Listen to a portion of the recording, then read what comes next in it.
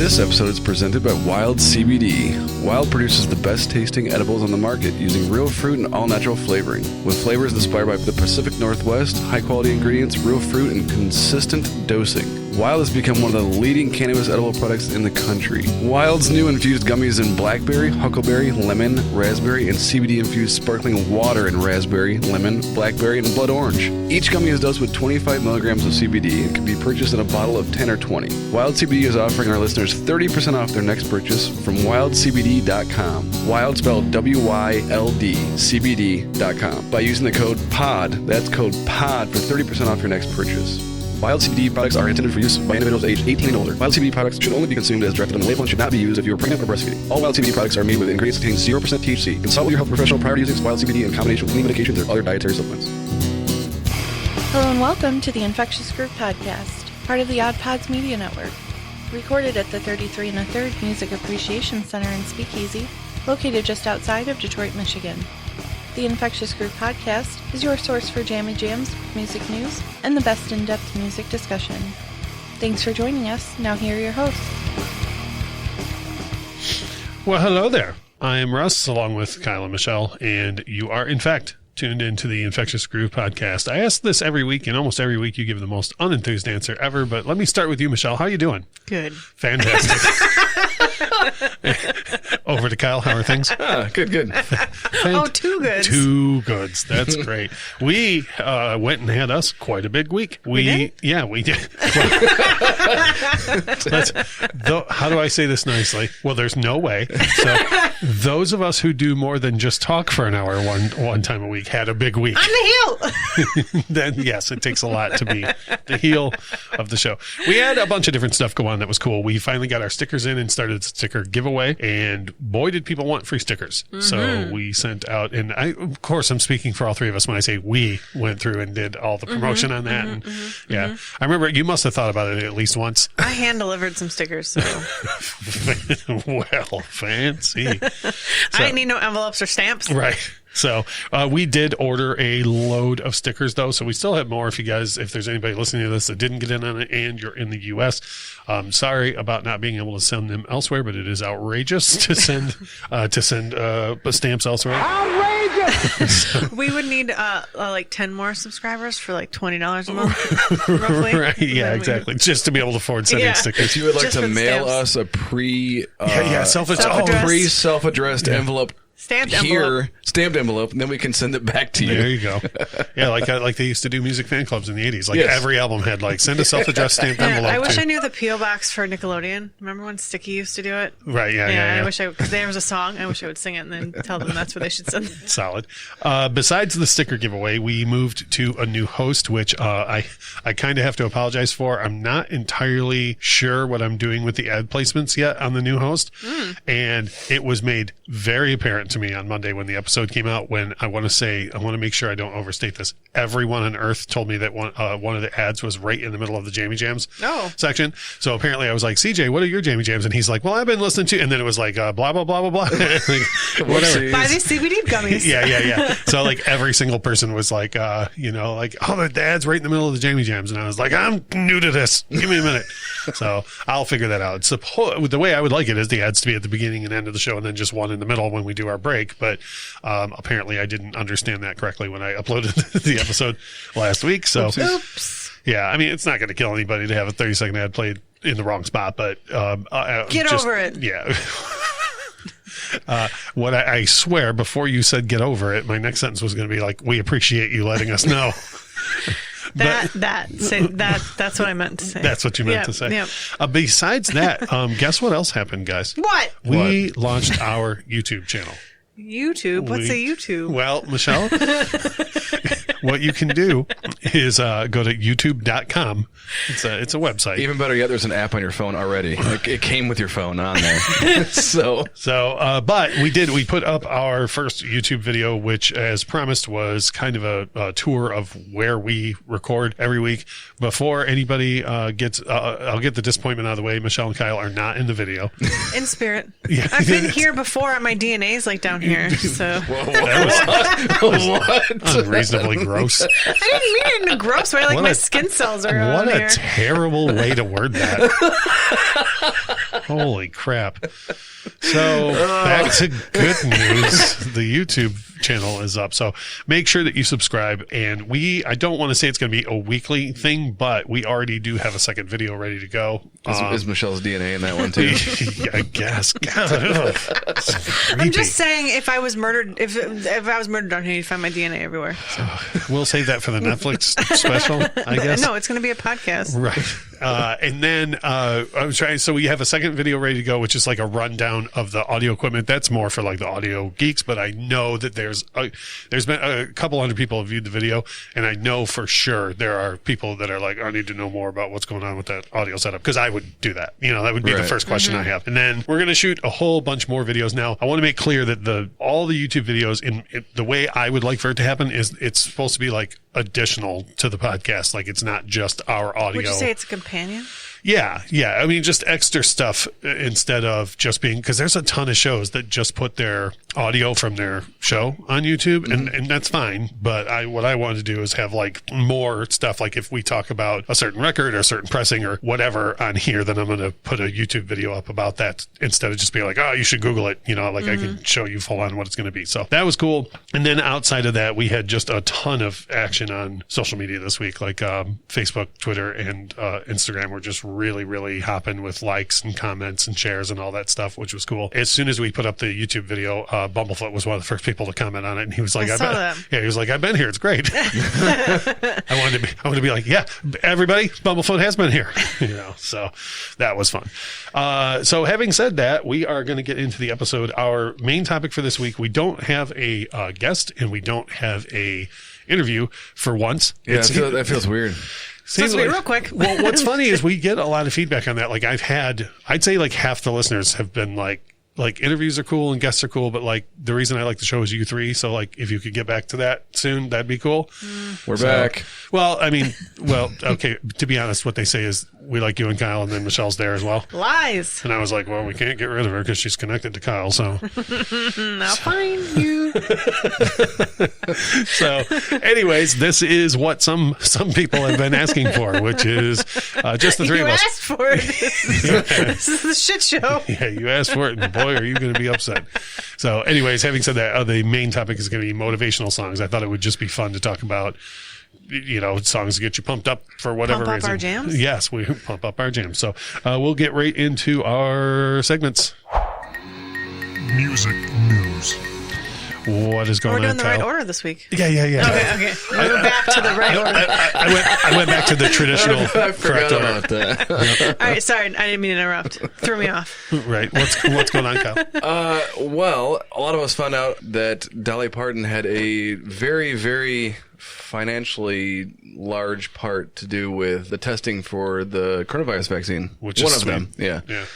And to be honest, until I heard the whole thing on NPR, them talking about it, and I honestly would never have guessed that she donated $1 million. Well, we were talking about it before we went on air. Like it does so much good all the time. Like there's a lot of artists that you never hear about what they do because then you're not really doing it for charity. Like even when we talked to Taj Jackson, that was one thing that he said was like, Michael did tons of humanitarian work that no one knew anything about except for like within the family.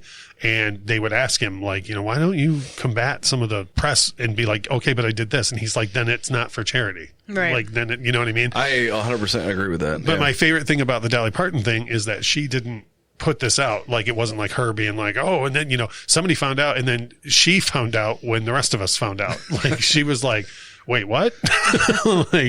And she was all Dolly Parton about it. I saw her on the Today Show and she was just as charming as she could be, about like, well, How old is she? I think 108.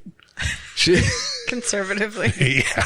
I don't want to overstate And it. to be clear, the money didn't go towards the vaccine itself. It went toward all of the testing. The research, yeah. The research and all the ways that they were going to go about testing out the vaccine. But that's not going to stop the internet from misreporting it, though. No.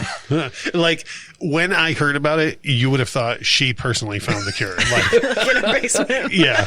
Like, Dolly Parton's just chilling in the basement. And alongside She's that, also a mad scientist. I guess I didn't know this either, is that she's donated donated money and put money toward a bunch of other medical stuff that no one knows about or no one knew about, which is now coming out because of the whole this vaccine thing. The last time I remember something like that happening, this is far from the same thing, but it's related in that when Jack White saved the Masonic Temple here in Detroit, it was like everybody was like, "Oh, Jack White finally did something for Detroit," because like people hate on Jack White for some reason here, which is insane. Anyways, he is the ultimate hipster, but still, I thought that was you. No, that's you. Speaking of which, everybody, we're going to have a branded fedora soon for hipster over here. McBoogerson over here. Yeah. But anyways, when Jack did that, like a whole bunch of other people came out on Jack's behalf and was like, yeah, Jack's been doing stuff for us for like years and donated all this money or what, you know what I mean? Yeah. And again, it was the same thing where Jack White wasn't like, I'm going to go around and tell everybody what I did, you know? The only reason the Masonic Theater thing came out is because they renamed one of the rooms for him. The big, the old Scottish Rite room is now the Jack White Theater. And so when that happened, the news was like, wait, why is it the Jack White Theater now? And they were like, oh, because he paid all the taxes and saved the building, you know. Also, props to him because that building is fantastic. That is a great building. And that would have sucked to have something to have I've seen him in both rooms there. Oh, really? Yeah, I saw him. He did an afternoon show there, like when his first solo record came out. He did on that tour. He was doing every other night was it was either with an all female group or an all male group, like every other night of the tour. And that day he did an afternoon show with the female backing group and the evening show with the guys. And we went to the afternoon show and they just tore it up. Like it was, and then I saw him in the other room on the Lazaretto tour and it was fantastic. So, but anyways, back to Dolly Parton. I think it's great. Like yet another way that music's going to save us. Yeah. And I mean, beyond her doing this now, like she's always done stuff like you were saying, like she has that book club that you can sign up for and then she mails your kids books to like learn how to read and the whole thing. She personally does it. Like she's packing envielopes at her house. You could learn from Dolly Parton by packing things and mailing them. Yeah, Dolly, send me some books.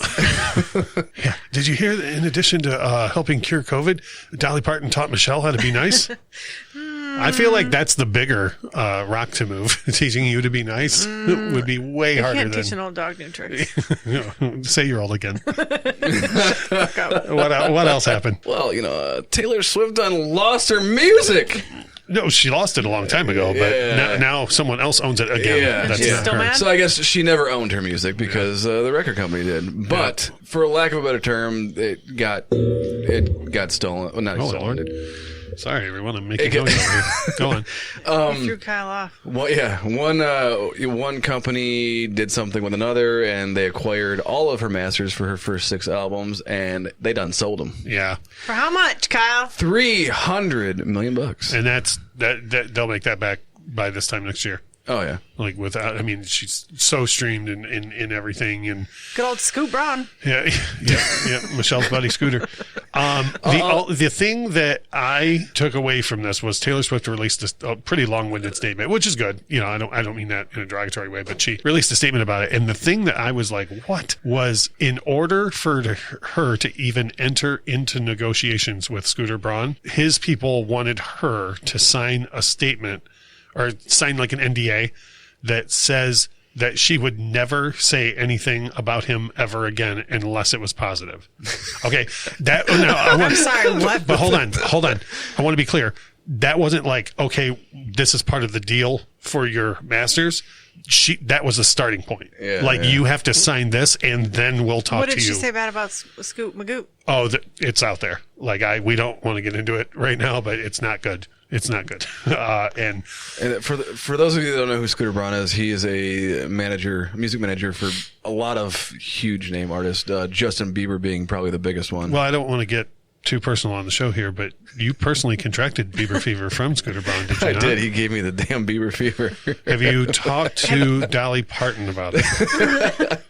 No, because I didn't know that she was involved in the in medical research until recently. So we got I have not, 2 more big mountains for Dolly Parton not to move. Talked to her about this yet. 2 big mountains, Dolly Parton. Total accident. But yeah, we need her now that she's helping cure COVID. She needs to help teach Michelle to be nice and help you with your Bieber fever. But anyways, I just thought that was crazy pants. To just be like, in order Speaking of which, Michelle, can I interest you in an NDA where you're not allowed to say anything but positive things about me? Couldn't she just make a nickname for him and then be like, this and effing asshole? And again, here comes MJ again. Like the song on Michael Jackson History Continues, the song Dom Sheldon, which is absolutely not about Tom Sneddon. No. And nor does he say Tom Sneddon in the song, even though it sounds like he's saying Tom Sneddon. That song is about a total piece of crap called Dom Sheldon, not Tom Sneddon. Yeah. I can see how you can mishear that. So I would assume that's one of those things like where Prince has done a bunch of stuff in the music industry where things have been like retroactive because of it, like where they'll make up new rules and be like, okay, you can't do that anymore. Prince did it and like broke the system, you know? Yeah. I would imagine Michael Jackson's Dom Sheldon song is probably one of those things where they're like, and you can't make up a nickname either, you know? And so it maybe seems confusing too because Taylor Swift is such a huge name of why she can't go battle it out with Scooter Braun, but he's like in the upper echelon of music managers. I mean, it's his holding company that got a hold of the masters. Like it's not him. It's like it's a huge thing. He's more than just fun. Right, he did. Okay, I'm gonna call it. Put dibs on a band name right now. Pooter Vaughn and the Big Mountains. But so here's one thing that you just made me think of this. So when you hear about people battling for their music rights, and we've talked on the show a lot about how important it is for people to own their masters. So if Taylor Swift can't get it done, think about what that means for everyone else who's not Taylor Swift. Yeah, it's good, and it's because they're battling giant corporations, not like random regular people. Didn't Kanye West said he was going to get Taylor Swift's masters for her? He did, and he hasn't been able to. So how do I say this nicely? Kanye West says a lot of things. It was anything. Okay, so Kanye West is more famous than Taylor Swift is, and he can't even negotiate this shit from happening. So there you go. According to who? According to Life. That's a good source. Like a rolling rest. That's a solid source. I would say they're equal. You would. Well, they both have ebbs and flows. Like sometimes Kanye's out of the loop for a while, like out of the public discussion, and then sometimes she's out of the public discussion and whatever. You know what I mean? And then they both come back around. So when either of them do anything new, I hear about it an equal amount. You know what I mean? Like I don't hear more about Kanye than I do Taylor Swift or vice versa. And I never thought about this, but if what kind of a record contract did you sign to begin with? If you had to give all of these records to the label, it's a cliche thing to talk about, but record contracts are the worst contracts ever. Steve Gorman on the Black Crowes Behind the Music years ago was like, he's like, I'm pretty sure that in our first record contract it says that we had to do Rick Rubin's laundry. You know, and then that's a whole other thing too, where the first Black Crowes record, until it sold 1 million copies, it says produced by the Black Crowes, and if you buy a copy of it, any copy past the first million says produced by Rick Rubin and the Black Crowes. Like he didn't even put his name on it until it was already hit. Like I'm no lawyer, even though you might have thought that I was until just now. But Wait a minute, I'm not a lawyer. What? Also not a doctor. What? I know these are all crazy things. First the Bieber Fever revelation, now this. I also am not involved in the music industry. Another shocker. I know. But it seems kind of shady that at no point you could never renegotiate your deal or anything to where you have more say in what goes on with your music. I don't know. Well, my answer to that is talk to Motown artists. Yeah, that's true. Yeah. So, anyways, we should probably line up an episode sooner than later, really dig in and talk about music rights and masters and stuff, because it's insane. There's stuff. Let me put it this way: for that episode, if you start Googling around, you're going to be real mad real quick. Yeah. So, and not to dig on her constantly, but I also I would be pissed if I was her too, because now there's literally no chance of her ever getting them back ever again. Like before, it was kind of attainable. I read before we went on air today. I read an article titled "Taylor Swift can still get her masters back, and here's how." And then the whole article was more or less like, no. Yeah. Here's how. You're not going to do it. Yeah. So, anyways, what else was there going on this week? Wolfgang Van Halen's first single came out. Oh, it's so and good. Damn is it good, and damn is it sad. So, one thing, I mean, obviously everybody's going by Wolfgang Van Halen, but do you know what the name of his actual, because it's more or less a Nine Inch Nails situation where Wolf plays everything on it, so it's just him, but when he tours, he's obviously going to have a band with him. So you know what the name of the act is? No. Mammoth, which was Van Halen's name name before they changed the name to that's Van Halen. badass. I think that's so rad. Yeah. So when you pulled up the video, I was wondering why it said Mammoth on Yeah. there. I was like, what the hell? Yeah, Okay. so it's the name of the group, quote unquote, is going to be that's a Mammoth, sweet which I name. think is so dope. Yeah. Like that it was his old man's band's name before. The song is called Distance, and it's exactly what you would think it would be. If you haven't heard it yet, it'll be on our playlist, but it's just a whole song about losing his dad, more or less. And the video that's out for it will wreck you. It's all just home footage that none of us have had any reason to ever see, of Wolf growing up and how close he was with his dad. I'm a sucker for any video that has home footage in it. Like there's an Eminem video, the one Eminem video where he's watching the projector and it's all home footage from back in the day. Anything like that like gets me every time. Yep. And then at the very end, the voicemail from Ed Jesus is just Christ. not. Yeah. Oh man, the whole thing had me. And then at the end, it goes to a black and white picture of Edward and Wolf, and there's a voicemail from Ed that'll just wreck you. Like if the song didn't already get you, Grab your goddamn tissues and listen to it. Yeah. And so the thing is, Wolf finished this entire record. And he's got, I don't think there's a release date for the entire record yet, but it's coming in based on that song. There was actually also another leak that showed up on YouTube or something. It was only up for like a day or so, and that song ripped. Like, cause he said when he released it's like, this was not the plan at all. Like there was going to be like a big rockin' single and it was going to be a thing. And then, nobody planned for Edward to pass. So he was like, well, as soon as he passed, it's like, okay, well, this is now, what you want to do first. So, yeah, it's a great song. That was one. I think almost everybody I've talked to about it has been like, I'm really worried it was going to suck. Yeah, when you first played it, I was like, "Oh, this sounds good." Like I don't know why, but I just assumed.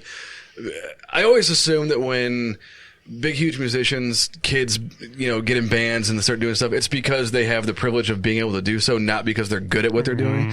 And that's not the case here. No, not at all. Like I'm very, very, very pleasantly surprised. Yeah, which is great. Sounds awesome. And I saw Wolf with Van Halen a bunch of times, and he was just amazing on the bass. But that doesn't, just because you can play Van Halen songs very well doesn't mean that you're going to write good music. So, right, yeah. So it would appear so far that the apple didn't fall far from the tree, and that is great for us. Yeah. So that's awesome. Having said that, we're going to go over to our Jammy Jams, which this week is brought to you by Manscaped and, according to social media posts, Kyle's undercarriage. My smooth balls. I appreciate that, CJ. Thank you. Yeah. Michelle, talk to me about your experiences with Kyle and the Lawnmower 3.0 from Manscaped. Well, I can tell you that it's a great product. But why though? Because it leaves somebody. Let me say this: does the LED light help you when you're taking care of Kyle's undercarriage with the lawnmower? Let me tell you how many times you'd have to kill me to take care of anyone's undercarriage. Well, if Michelle was going to take care of someone's undercarriage. The LED light is very helpful when the power's out and you have to shave your balls in the dark. So I like how you made that first person. Do you personally enjoy the 77,000 RPM motor and the quiet stroke technology, Michelle? The quiet stroke is what gets me every time. That is what happens. If you would like to have as much fun as we're having talking about this type of stuff and owning these products, and even more fun with the clean downstairs. Yeah, yeah. Michelle posted on her Facebook the other day. Who doesn't like a clean downstairs? You can go to. Mom's on Facebook, okay? Yep. Go to manscaped.com. Use our code IGP20. Manscaped.com. Our code IGP20 for Infectious Group Podcast. 20% off. And free shipping brought to you by Infectious Group Podcast, the Odd Pods Network, and Manscaped.com. Our jammies. And all three of those folks are proudly bringing you the world's greatest podcast segment, which is our Jammy Jams. For me, I have three that could not be more different than each other this week, but they're just songs that I've had stuck in my head. Almost every day this week, I've woke up with Cruel by Kelly Clarkson stuck in my head. Like, Jam. Just for no reason, every single day that I woke up. And if you don't know this song, Cruel, it's off of what I think is Kelly Clarkson's best record. It's her latest album, The Meaning of Life, or I think it's just called Meaning of Life. But the song Cruel is so good. Like, it's such a jam. And it's just been stuck in my head. That, and then because of the topic last week with grunge in Seattle, I've had Burden in My Hand by Soundgarden stuck in my head, which it's got to be my favorite Soundgarden song. It couldn't be more different than every other Soundgarden. I mean, it's a grunge song that starts with a banjo. So let's just put it that way. And then the last one. That's such a damn jam. It is such a jam. And then the last song that's been stuck in my head is Wrapped Around Your Finger by the Police, which I'm not a huge fan of the Fuzz. Like, I just don't, like, they're just there. The band for or the me. people? We don't need to go into that. But the That answers my question. right. Jesus Christ. The song, like Every Breath You Take is hands down the Police's biggest hit. And then I would, Roxanne? most people would think Roxanne after Every Except Breath You for the Take. wax version, right? Right.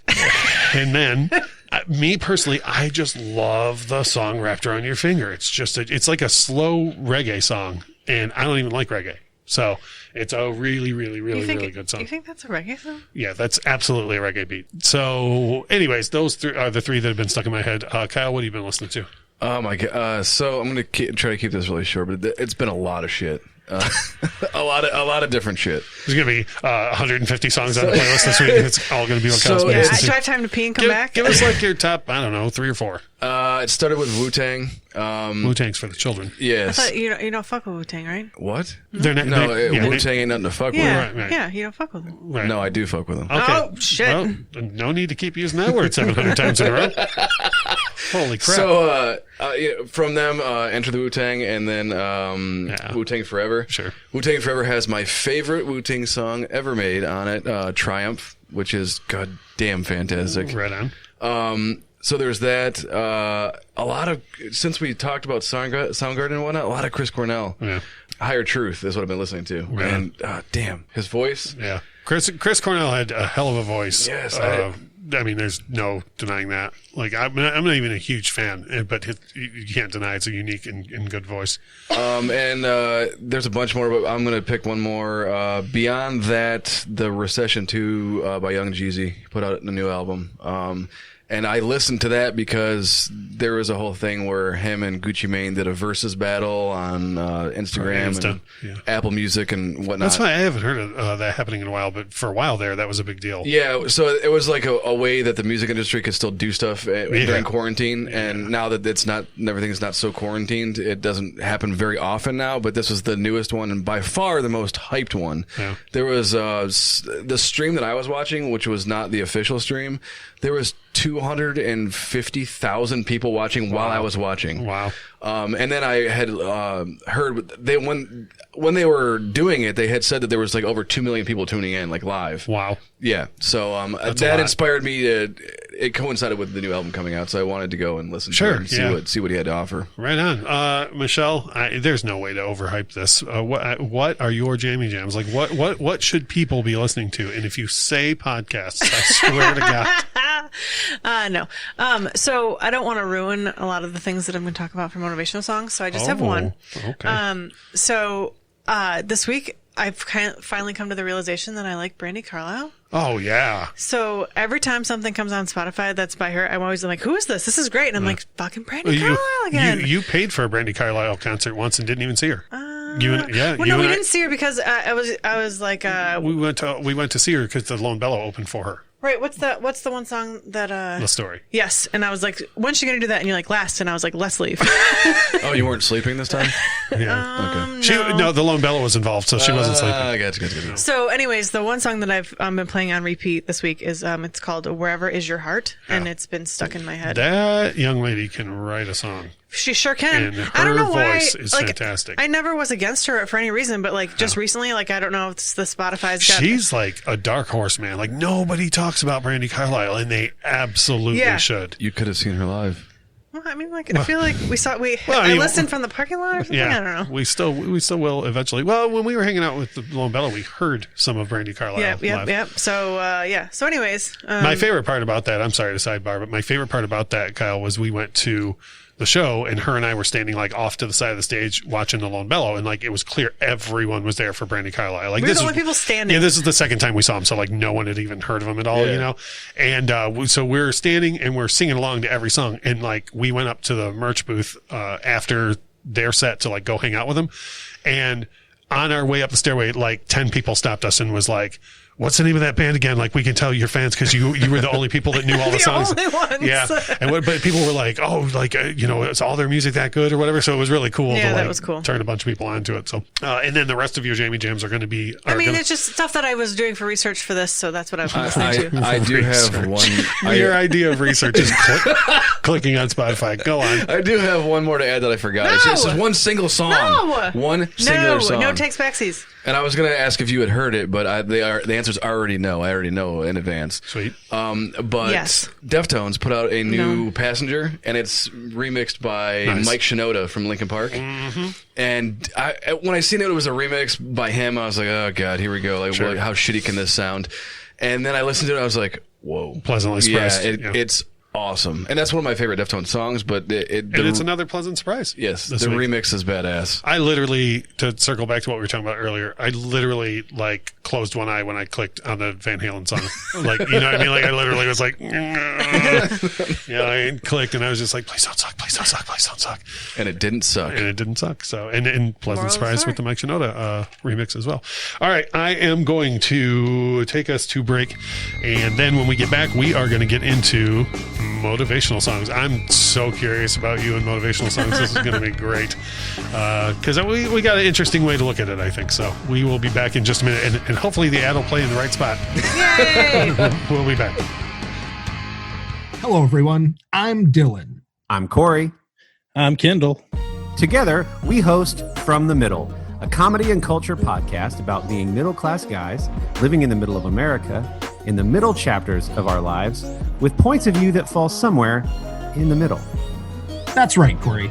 We chat about all things, mostly husband and dad life, geek culture, and entertainment, from a relatively centrist and regular point of view. We all hear enough about the extreme ends of the spectrum, so we thought we'd create a conversational and relaxed podcast from a moderate perspective. Flyover state? More like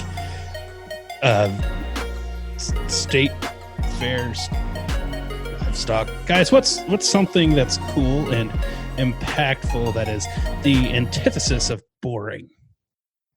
Yeah, I don't know, man. Listen to our podcast. We'd love for you to join the conversation. You'll forget you're not actually hanging out with us. That's From the Middle, available wherever you find podcasts and at From the Mid Pod everywhere. Hey folks, Rob here from Fat, Drunk, and Stupid. And what is that, you ask? Well, aside from 3 words that describe my life, it's a podcast. We talk about food, fun, fellowship, movies, books, video games, pop culture, and much more. Also, some very interesting guests and some awesome stories, and of course, some cold beers along the way too. So look us up on Twitter at FDS Podcast 7 and look for Fat, Drunk, and Stupid wherever you find your favorite podcast. Thanks for listening.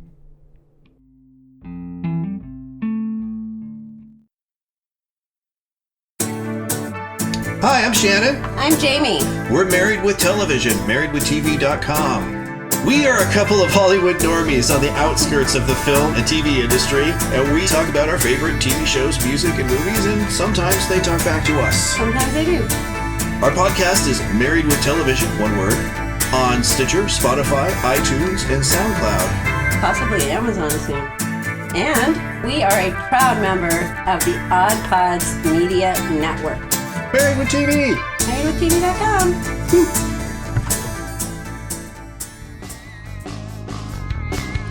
All right, we are back, and we are going to jump right into our main topic.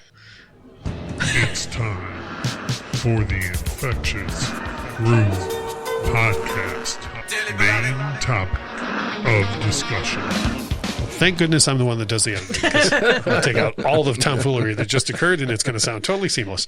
Except for you just ruined it now. Except for everybody's good. Well, we'll put that on Patreon as an extra. Yeah, there you go. Like, would you like to know the mess up Russ was talking about? So we're talking about motivational songs, stuff that gets you pumped up and whatnot. So I thought it'd be fun instead of usually we go in like reverse, like a top 5 type thing. Mm-hmm. I thought it would be fun to just kick right off and say, like, what's the most motivational song you can think of for anything, really? Like, this is a pretty broad topic when you think about it, you know? I'll just tell you right now, for me personally, it's a two-way tie between either Lose Yourself or Eye of the Tiger. I knew you were going to say Eye of the Tiger. Oh, yeah. Yeah. I mean, well, first of all, I grew up in that era. You know what I mean? Like when Eye of the Tiger came out, like everybody was pumped about that song all of the time. So you have that, and then Lose Yourself. I just think as soon as Lose Yourself starts, I don't care who you are, you're going to get pumped up about something, in my opinion. So those are my two that I think are the most motivational songs I can think of. Or if you were to say to me, you know, like, oh, we need to get pumped up, put on some motivational music, I would probably put on Eye of the Tiger, followed by Lose Yourself. Those are two good ones. Yeah, it's what I do. I don't know if you know this, but I know my way around some music. I've been told. Oh, that's another thing. Last week I did about 100 guest appearances last week. But it was fun. It was all three appearances were fun for different reasons. Did you play Rocky before? Or, I played Eye of the Tiger, which the real name of that song is Rocky. Yeah, it's just hey, can you put on Rocky by Survivor? If anybody said that, you would know exactly what they're talking about. No, I would think of the. No, you'd be like. I would think of the orchestra song, the "Gonna Fly Now." Dun, dun, dun, dun, dun, dun, well, also dun, motivational. Right. Also not called Rocky. What is it called? Gonna Fly Now. I just said. Holy crap! Kyle, you have a hard time listening every day. What's like if I shook you awake in the middle of the night and said, I got to put on a motivational song, what do you want to hear? Probably Psychosocial by Slipknot. All right. I could see damn near anything. Slipknot?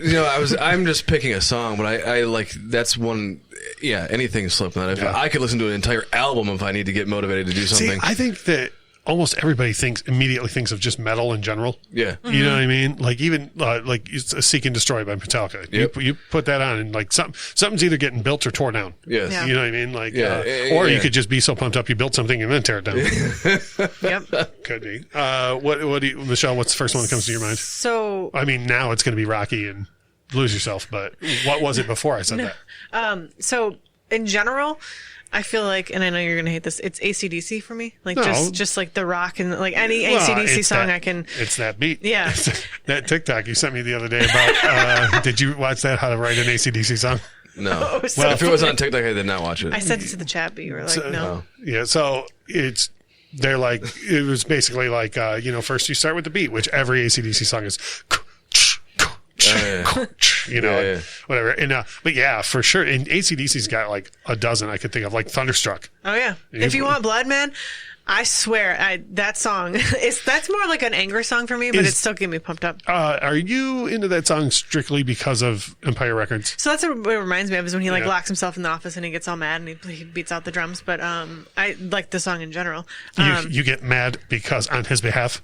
Yeah, because he gambled all the money away. That's true. Anyways, and then my other song would be "Don't Stop Me Now." Oh, by Queen. Yeah. I do, obviously it's way older than the film, but I always think of Shaun of the Dead because of that song. And then, well, now that's what I'm going to think of. Obviously, the entire movie is filled with great dry humor. Yeah. But the part where Sean is barking out orders and he's like, you do this, Ed, kill the queen. Like, because, they would turn off the jukebox, right? And everyone stops and he's like, not like that.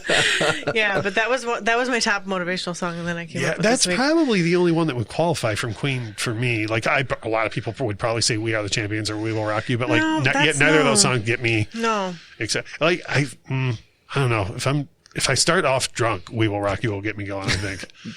Or a live version of We Will Rock You because they're all like double time. Yeah. Or if I'm at a sporting event and I've had like 17 beers. Right. Yeah. That gets me motivated. So prerequisite for Queen outside of Don't Stop Me Now is being drunk. Yeah. I feel like you had another one and I talked over you, Kyle. Did you have another one that you wanted to? No, it's just anything old Metallica, like anything metal. Most of what is going to come out of my mouth is something to do with something metal. I feel like for me, Metallica would either be Seek and Destroy or the live shit Binge and Purge version of For Whom the Bell Tolls. Oh yeah. And I've referenced it an abnormal amount of times on the show, but when that starts with the hey, I'm just like, yes, they're talking to me. But with Eye of the Tiger, like obviously the message of it ties into Rocky 3, and like the plot of Rocky 3 is basically like that he just lost it, like he lost the passion and spirit to go on because he's just a millionaire now, and he's fighting like after he beat Apollo, he didn't really have like a big obstacle, and he just beat up everybody else or whatever else. So the idea was behind the plot of the movie is basically like, you know, he needed to get that back. And it's one of those things I talked about the Dokken song for Dream Warriors. Like in 1982 or 3 or whatever else, like on paper, Survivor writing a song about Rocky getting motivated does not work out well, you know, but then Survivor just came up with this sweet, you know, I mean, it's a lift off the Edge of 17 riff to some extent, you know, but that dun, dun, dun, dun, and then the song totally reinvented itself for me when Starbucks used it a couple of years ago with Roy. I thought that was a Budweiser commercial for some reason. I thought it was maybe, I don't know. That's one thing. This is for a whole other episode, but that's one thing with ads. A lot of times, like I remember the ad, and I have no idea what they were even advertising. Which that means they failed. I just recently watched the Steve Jobs movie. There's actually a couple of Steve Jobs movies, but the really good one that was written by the non-Ashton Kutcher one. Yeah. Aaron Sorkin wrote it, and which, as you know, Aaron Sorkin can make paint drying interesting. So who plays him in that one? Michael Fassbender. Okay, yeah. No, you're right. And he does. It was in Starbucks. Right on. Say it again. Oh man, it was a Starbucks commercial. I have one slot open on here for a drop. I'm going to cut out Michelle saying, no, you're right. And I'm going to put it in there. You're right. I am absolutely doing that going forward. And then you're just going to hear just random drops from Michelle saying I'm right. But anyways. Wrong. You're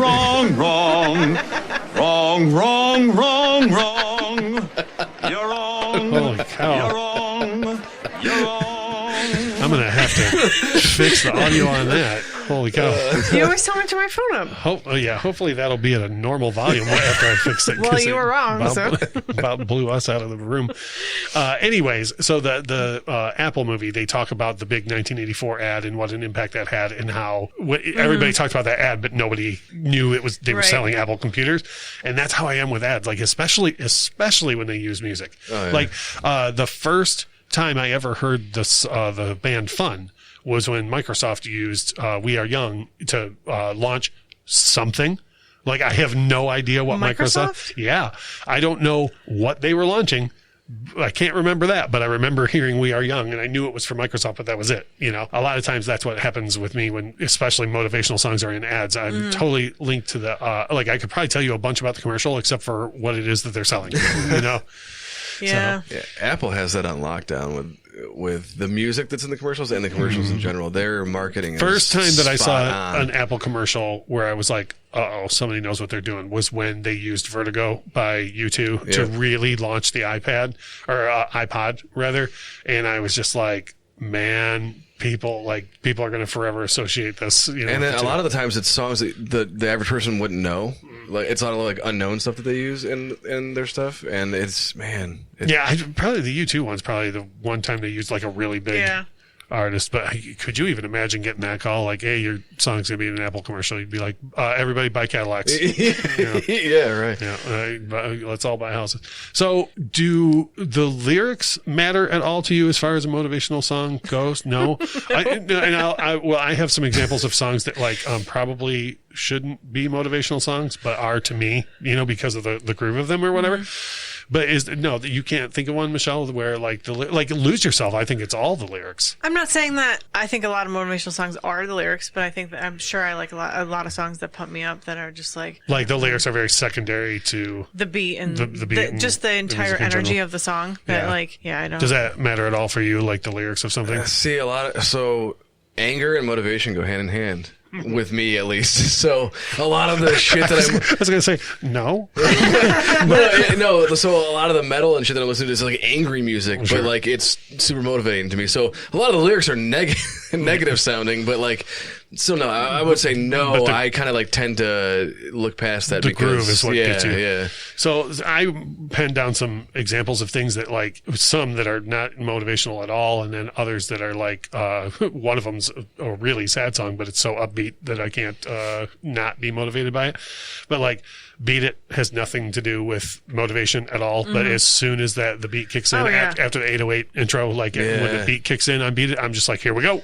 You know, I'm super excited. It's nothing. I mean, it's an anti-gang violence song. It's nothing about being motivated. Right. You know? Song 2 by Blur. I have no idea what that song's about.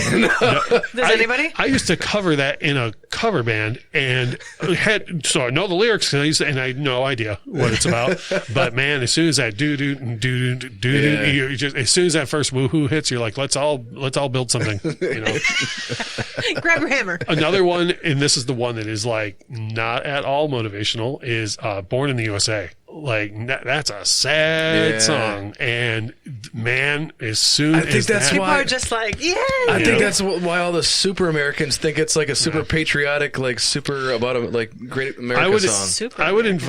I would invite any person who thinks of that song as pro-America to just Google the lyrics to the second verse of Born in the USA. Just the second verse. That's all you need to read. I want you guys to know that you heard that here first. Super American.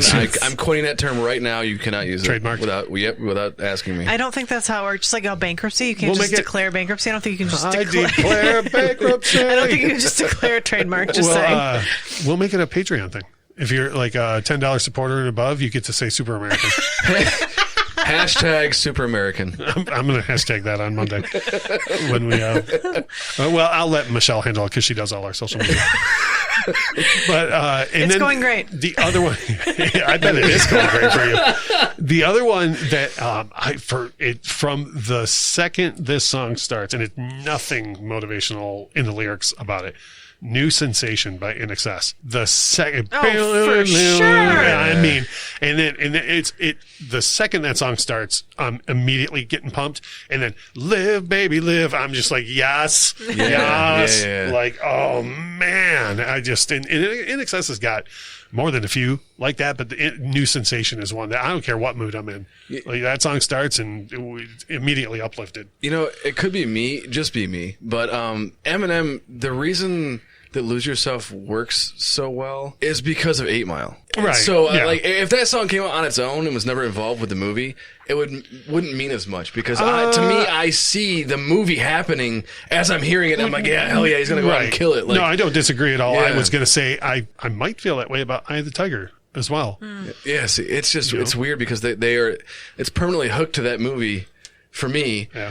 And I remember the part in that movie when it's happening to where, so it means more than it would on its own. So what's funny about that is hooked to movies. And when I was looking up stuff this weekend, I found a whole bunch of just like motivational lists in general. And like a lot of them had scores on them, like just scores from movies. Yeah. And there was it's a whole bunch of movies that I haven't seen, but it was like, oh yeah, like, and I played a couple of them just to hear them.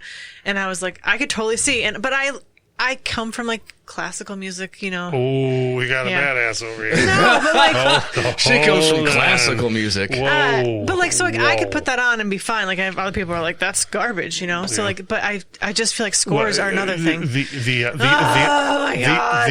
unwashed masses would say their palate's not refined enough to enjoy the music. Back up Trent Reznor and Atticus Ross. She comes from classical. Yeah.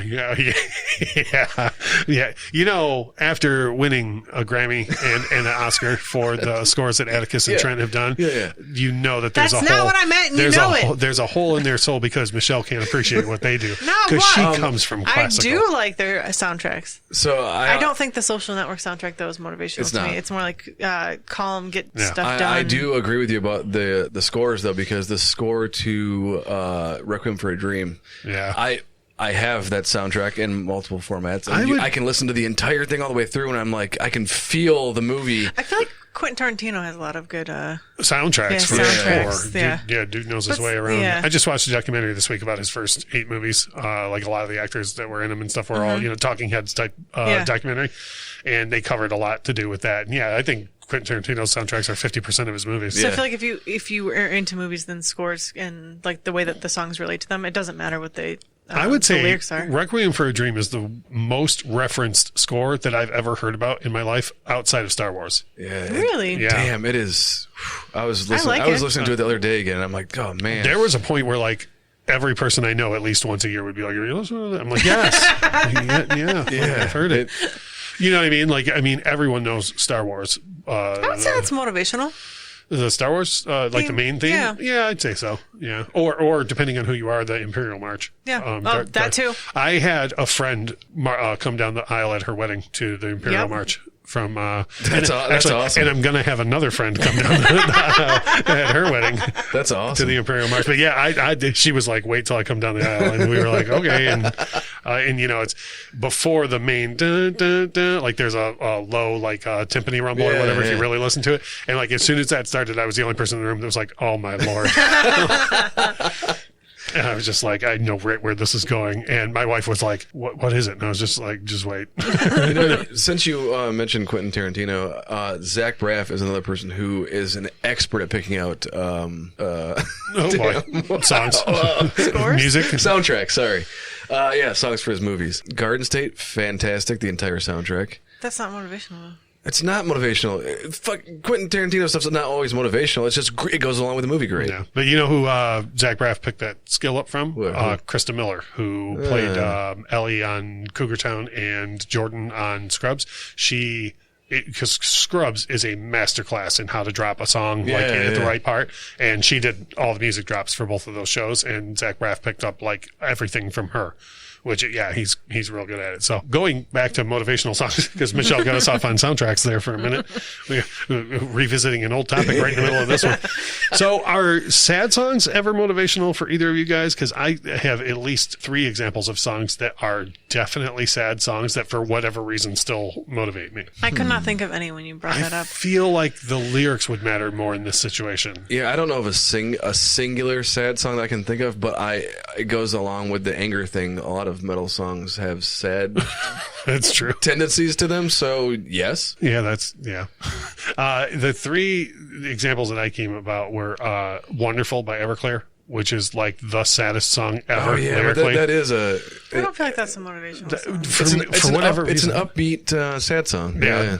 Well, I think too, myself being the father of a child who's in a divorced home, you know, my son's mom and I are divorced, and that song is so heavy about like how poorly that can be handled. You know, like bringing up a child with divorced parents. And so I think that's really personal to me. Like it helps me remember to like, you know, put him first and like, you know, because, and a friend of mine just updated his Facebook, Mike Parkell from the West Side of the State, just updated his Facebook the other day and said, when they invent time machines, I want to go back and give Art a hug from Everclear. And it was like my way of giving Art a hug is like using Wonderful to be motivated, right. You know, it'd be better. And then I have no justification for this, but there's a very, very beautiful and sad love song by Culture Club called Strange Voodoo that for some reason, I don't know if it's I don't know if it's a relationship thing. Like it just makes me want to do better because the song is just about like really bad relationship, you know. So I don't know if it like makes me want to do better because of that or whatever. And then almost every sad Pink Floyd song motivates me in some way, shape, or form. And there are a lot of sad Pink Floyd songs. There are a lot of sad, like just even the song "Shine on You Crazy Diamond" being all about what happened to Sid, like makes me remember to like rein myself in and not go too far the way he did. You know what I mean? So it's like not so much like makes me want to jump out of bed and like be pumped up, but it motivates me in a different way. You know what I'm saying? There's probably some dashboard song out there that I would find motivational. Oh, well, that was super specific. Thanks for sharing that. You're welcome. Will you start over and tell everybody again? I'm going to go. Fantastic. So are you drawn more automatically to like upbeat and motivational music, or just it happens when it happens? It depends. Yeah, for me, it happens when it happens. I don't, you know, a lot of rap songs can be considered maybe motivational because of the beat, because they're all upbeat and like, you know, when you hear a great rap beat, you're like, oh, hell yeah. And it might not be about anything that you can relate to at all or anything motivational or anything, but it's just, it gets you going. Mm-hmm. But yeah, it just depends, I guess. I feel for me personally, it's like a what's going on all around me type thing. Like for example, we all agree 2020's just let's cut our losses this year. This year doesn't count. Yeah. And I feel like now for the past several months, I've been way more drawn to motivational music. Like if somebody's put out new material and it's not upbeat or whatever, I will listen to it way less than maybe I normally would. You know what I mean? Yeah. So I feel like I'm drawn more to it by the circumstances. I guess I'm always drawn to upbeat music, and I'm always drawn to, some sad bastard songs too. So like, I don't know. So you're in the middle though. But like, yeah, I'm in the middle, but it just like, it's just situational. Like it depends on what I'm feeling, what I'm going to put on. There's not a point where you find yourself more often than not trying to put on upbeat stuff on purpose. Yeah, for sure. Okay. Yeah. So 9 times out of 10, if I'm just putting on music to be in the background, so it's not quiet, it's going to be upbeat stuff. So I don't fall asleep. We always try very hard to keep things positive on the show, and I think outside of my continual and relentless dogging of Creed, I don't think I ever really insult anybody on here. Do you think Higher is a motivational song? Not for me. I'm certain it was for a ton of people because 11 billion people. It might have been back in the day, like that. Oh man, I can like hear it. 11 billion. Yeah, that's a lot. I can hear it in my head right now as I'm like reaching the top of the mountain and I've fucking made it and we did it. No, can you take me higher? No. Dumbest lyrics. The dumbest lyrics. And get off the mountaintop. You're just in Creed. It's the hook, man. I know. That's all they're good on. When their third record came out, my friend said, "Dude, I think this first single is going to be the one that finally you're gonna like Creed." And I said, "Oh, really? Is it the one that starts with the clean guitar and then it kicks in with the same riff but distorted, and then in the middle is there a breakdown where they sing the chorus over that clean riff again, and then it all kicks back in and they do the chorus again?" And he was like, "So you heard it?" And he was like, he was totally serious. And I was like, no, I haven't heard it yet. But if that's what it is, then that's what they did already 10 times, and I'm set. Anyway, so after that tirade about Creed, so we do try and keep things positive, but every so often you just got to break out something like this. What motivational song would you like to never hear again in your entire lifetime? Like a happy, upbeat. It could even be like "Don't Worry, Be Happy" or "Happy" by Pharrell or something like what upbeat song are you just like? I feel like that might be one for you. "Happy" by Pharrell. There's a tie. You've railed against that song on the show before. Yeah, I hate that song. So it's a tie between "Happy" by Pharrell and "Happy" makes you unhappy. Yeah, and "Eye of the Tiger." Oh man!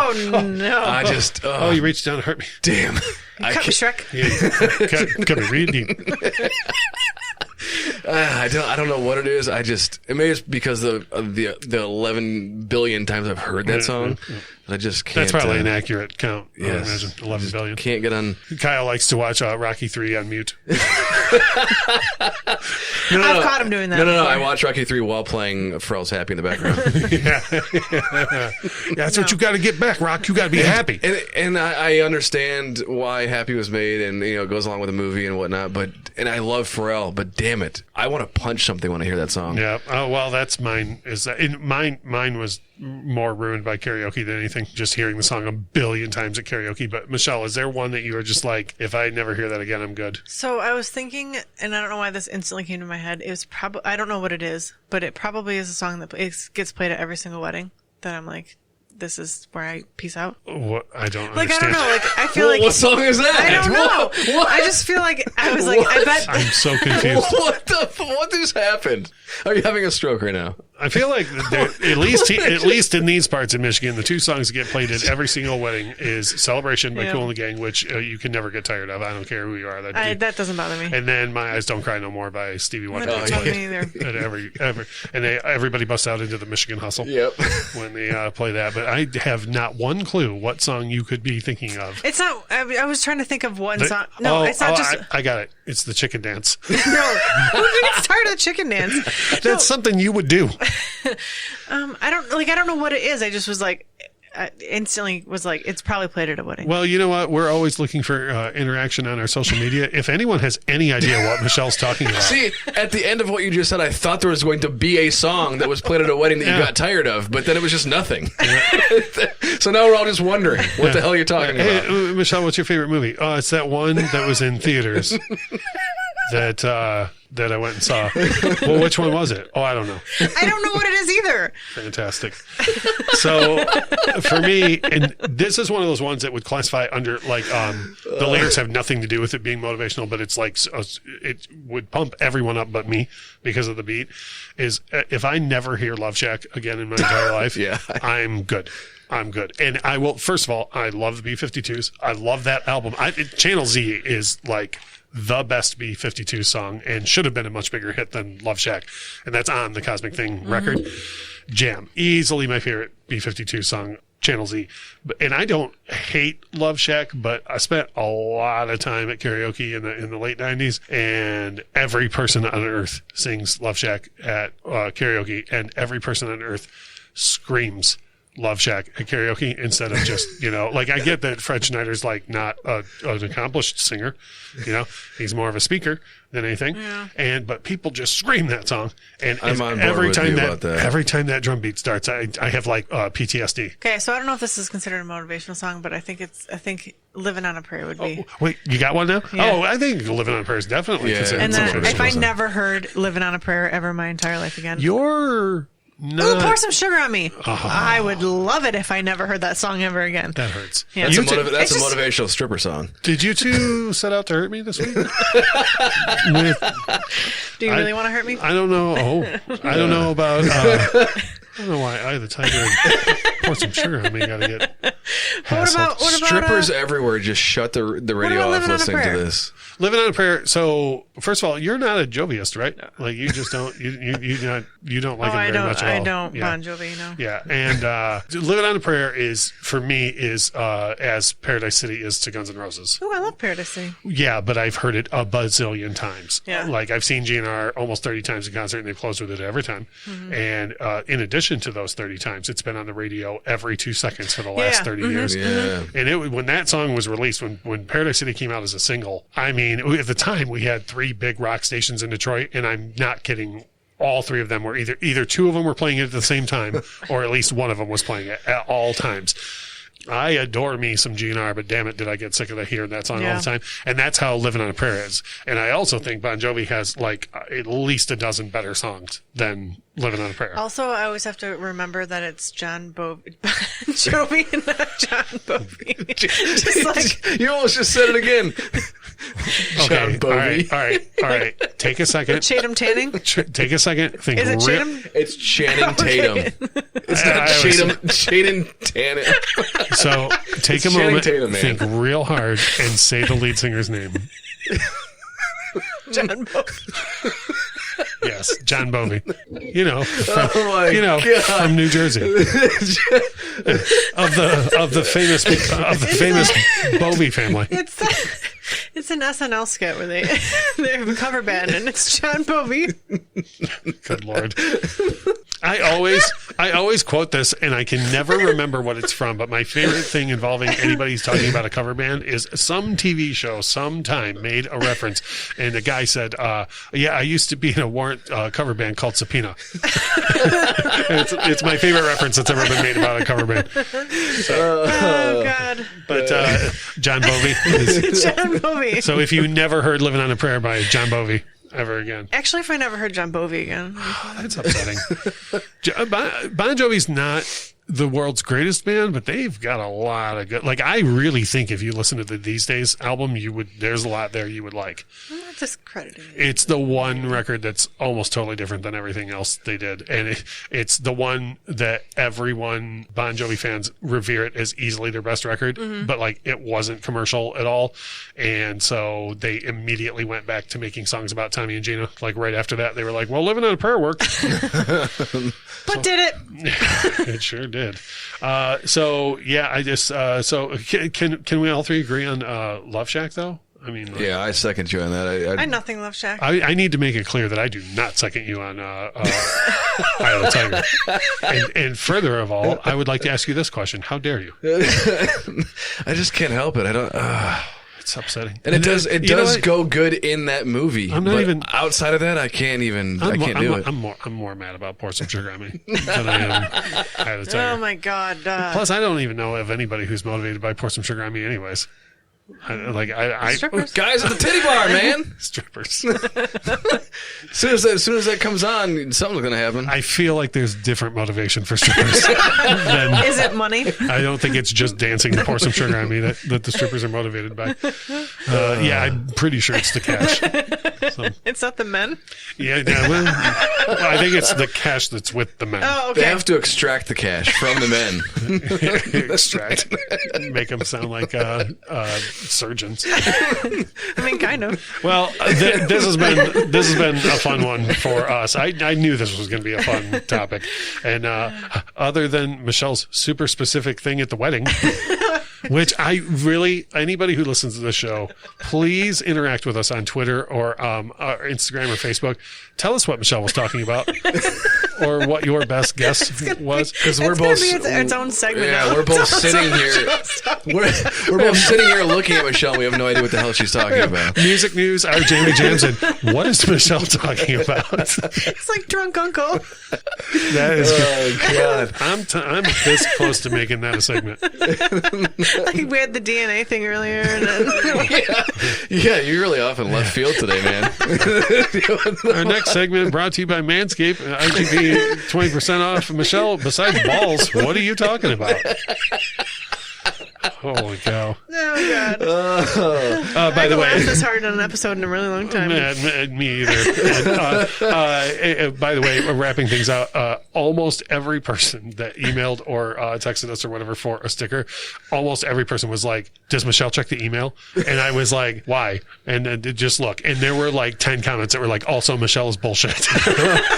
About like people that specifically requested the no stinkers sticker were like, and also Michelle's opinion is invalid. Like people, Yeah, but you want my sticker, bro. it's a full season later and people are still mad about pet sounds. I was just talking you up about that though on one of my guest appearances the other day. I was talking about like what makes the show work, and one of the things I was like, the thing is, you can find a person who wants to be the ironic hipster that's like, oh, I picked this over pet sounds, like look at me, I'm a badass. And I was like, that's not Michelle. Like she picked that because she liked that more than pet sounds. Like, and she doesn't, and she doesn't care that you or Rolling Stone or Paul McCartney told her otherwise. No, and like there's a lot of people that would just be like, oh, like I genuinely love Pet Sounds. Like it's in my body. I love that album, but I don't love it because Paul McCartney said so. And like a lot of people are just like, oh, well, Paul McCartney said, and you're just like, well, I don't care what Paul McCartney said. Follow. Yeah. And then there's that other cross section of people that would do exactly that. That would be like, oh, I'm cool. Watch me do this. I'm going to pick this one. Like, I'm going to be cool and not pick Pet Sounds, and that was, and I think people are more mad. I think people would be less mad if you were doing it ironically. No, if they were both on, that was the whole thing. If there are two records on the table, which one would I choose to play first? And it wouldn't be Pet Sounds, sorry. Oh, Lord. All right. Well, this was a fun episode. I'm defending this till the day I die. This was a fun episode until I got myself all worked up at the end. Anyway, so this has been a fun and grand experience for all of us. Hopefully I figure out the ad thing this week. That'll be nice. Next week, we're going to have a big roundabout discussion about technology and music, not just like how we consume it with streaming and whatnot, but like how it's made now too. Like even down here, I could produce an entire record in this basement with the equipment that we have here. I'm going to learn so many things. And yeah. Please look up some things prior to next week. Instead of being like, one time this guy used a laptop at a wedding, and then he played a song. The end. That's technology. Sweet. Without music, life would be a mistake. Bye. Bye. The Infectious Groove podcast is hosted by Russ Robinson, Kyle Wimple, and Michelle Koselecki. Produced and edited by Russ Robinson. Intro and outro music composed by Chris Kimmel. Opening credits read by Stacey Robinson. Recorded with a Rode Podcaster Pro and Rode Pod mics.